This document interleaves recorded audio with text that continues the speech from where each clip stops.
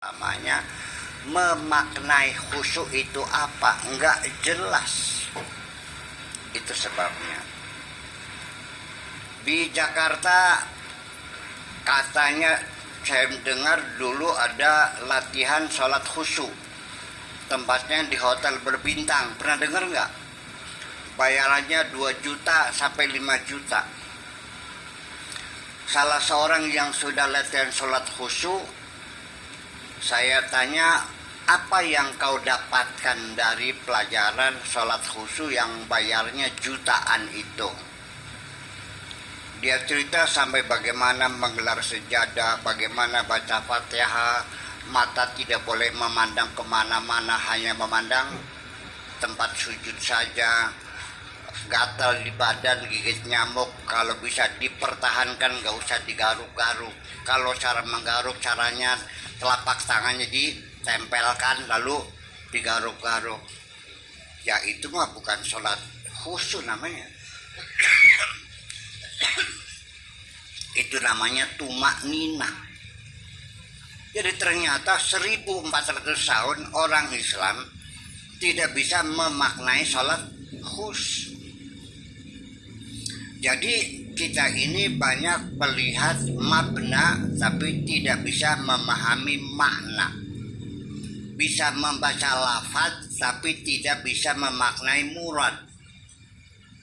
Kalimatnya paham, maknanya nggak tahu. Biasa begitu. Jadi semuanya stereotip. Padahal dalam Al-Quran sendiri dijelaskan sholat khusyuk itu apa sih? Sok dibaca. Qad aflahal mu'minun. Terus alladzina hum khashi'un walladzina hum ala salawatihim walladzina hum ala furujihim hafidun illa ala azwajihim. Nah, sholat khusyuk hubungannya apa dengan seseorang yang tidak melacur kecuali hanya dengan istrinya saja. Kesetiaan dengan pasangannya, dengan istrinya, tidak pernah jajan.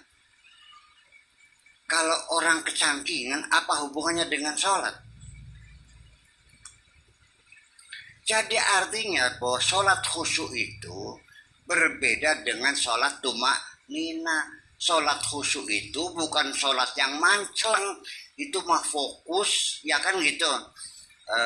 Tumak nina, anteng, itu lain. Kalau sholat khusyuk itu maknanya adalah sholat yang bisa diimplementasikan dalam kehidupan sehari-hari. Itu yang paling sulit. Umpamanya, kalau orang sholat berjamaah, barisannya perlu lempeng nggak? Kalau bengkok diluruskan nggak?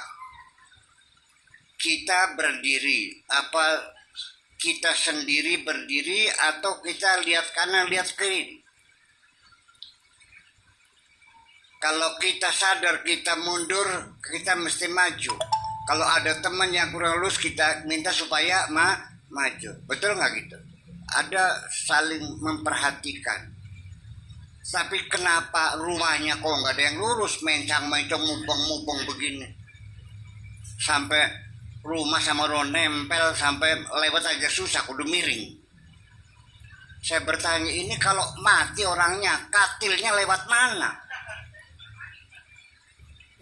Kadang-kadang dapur itu nungging ke rumah orang di belakangnya, di ruang tamu. Ini pesta kita, bayangkan.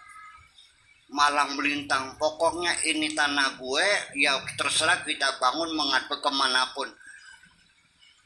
Ya Allah, ternyata kan jauh dari implementasi. Kemudian ketika ada orang sholat, barisannya ada yang kosong, diisi. Imam kasih komando, barisan yang lurus itu kosong, maju, isi, dipenuhkan begitu. Tapi dalam kehidupan sehari-hari banyak kekosongan tenaga ahli intelektual ternyata tidak pernah diisi, menjadi pinjam dari Jepang. Betul?